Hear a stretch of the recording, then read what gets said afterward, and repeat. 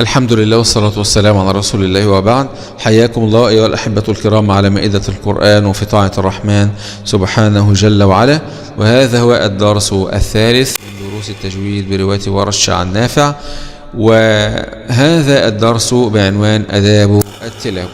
أيها الأحبة، عندما نقرأ القرآن الكريم أفضل الكلام على الإطلاق كلام الله سبحانه جل وعلا، فلا بد من التأدب معه. يعني مش نقرأ كده وخلاص، في آداب معينة لازم إننا بنحافظ عليها في أثناء التلاوة، لأنه كلام الله عز وجل. أنت مش بتقرأ جريدة ولا بتقرأ مجلة ولا بتقرأ شيء، وإنما أنت تقرأ في كلام الله عز وجل.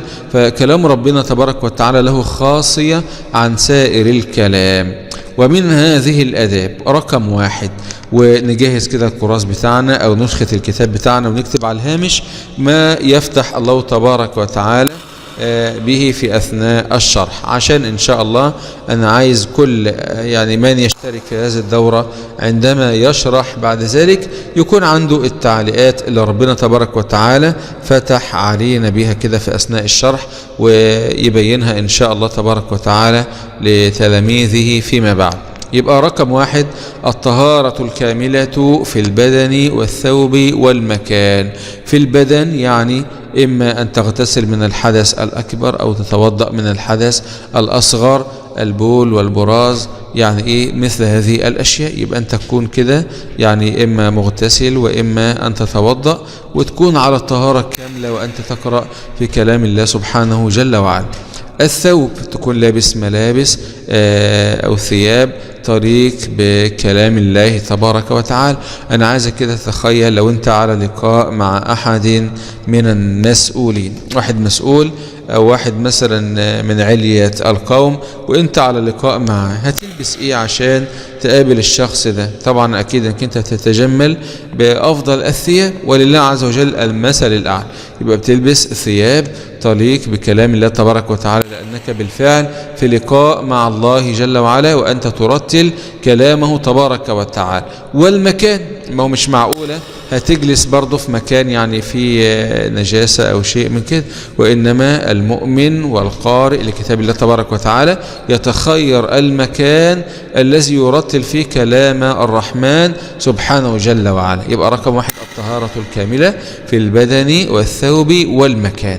رقم 2 تحسين هيئة القارئ. تحسين هيئة القارئ يعني تتجمل وتتزين.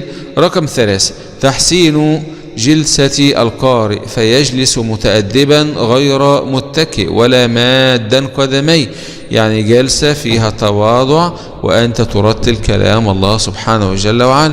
رقم 4 تعظيم كتاب الله تعالى، فلا يضعه على الأرض أو على فخذيه، وإنما يمسك به بكلتا يديه أو يضعه على طاولة صغيرة، ولا يضع فوقه كتابا ولا يستند عليه. يبقى أنت برضو بتعظم كلام ربنا سبحانه جل وعلا، تعظم المصحف الشريف. ما ينفعش انك انت تضع المصحف على الأرض، لا، حط المصحف على على فخذيك، على رجليك. وإنما يمسك به بكلتا يديه أو يضعه على طاولة صغيرة زي ترابيزة كده أو شيء أمامك، أو حامل مصحف حتى.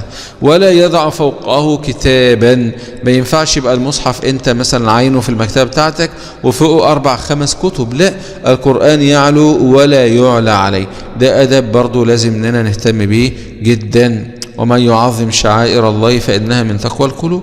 ولا يستند عليه، اوعى كده تضع المصحف وبعدين كده تتسند كده على المصحف وانت جالس، برضو هذا لا يصح ولا يليق بالقرآن الكريم. رقم 5 ترتيل القرآن وتحسين الصوت به، لأن النبي صلى الله عليه وسلم حث على ذلك في أحاديث عديد، منها مثلا زيدوا القرآن بأصواتكم فإن الصوت الحسن يزيد القرآن حسنا. يبقى أنت بتزين القرآن وبتقرأ كلام ربنا تبارك وتعالى، وهذا يكون أدعى للخشوع إن شاء الله.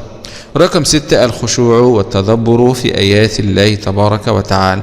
ما كنش بقرأ كده وهمي آخر السور أو همي آخر الجزء أو آخر الورد اللي أنا هقرأه في يومي، لا، أكون بقرأ بخشوع وتدبر. ولنا المثل في النبي صلى الله عليه وسلم كيف كان يتدبر وكيف كان صلى الله عليه وسلم يردد في الآية إلى الصباح كما هو معلوم. والله تبارك وتعالى يقول: كتاب أنزلناه إليك مبارك ليتدبروا آياته وليتذكر أولو الألباب. وقال جل وعلا واصفا المؤمنين عند الاستماع لآيات الذكر الحكيم فقال: إنما المؤمنون الذين إذا ذكر الله وجلت قلوبهم وإذا تليت عليهم آياته زادتهم إيمانا وعلى ربهم يتوكلون الذين يقيمون الصلاة ومما رزقناهم ينفقون أولئك هم المؤمنون حقا لهم درجات عند ربهم ومغفرة ورزق كريم. رقم 6 الإنصات للتلاوة وعدم الكلام أو العبث بقلم. وانت بتسمع القرآن الكريم تكون منصت، ولذلك الله عز وجل يقول: فإذا قرئ القرآن تعمل ايه؟ تنشغل عنه، نقعد نتكلم في أحاديث جانبية والكلام ده؟ لا، فاستمعوا له وأنصتوا إذا أردت الرحمة من الله جل وعلا. ولذلك جاء بعدها ايه؟ لعلكم ترحمون. وعدم الكلام أو العبث بقلم، ما تكونش بتلعب كده بحاجة بإيديك ولا الكلام ده، أو كتاب أو سجادة أو إيه أو ما شابه ذلك. رقم 8 توسيع مجلس القراءة. لو احنا جالسين مثلا في حلقة أو الكلام ده ما نبقاش كده متراكمين على بعض، لا، يبقى في إيه يعني إيه تفسحوا في المجالس يفسح الله لكم. إذن أيها الأحبة كان درس اليوم بعنوان آداب التلاوة. انتظروا إن شاء الله تبارك وتعالى في اللقاء القادم وهو درس مراتب تلاوة القرآن الكريم إن شاء الله تبارك وتعالى. هذا والحمد لله رب العالمين.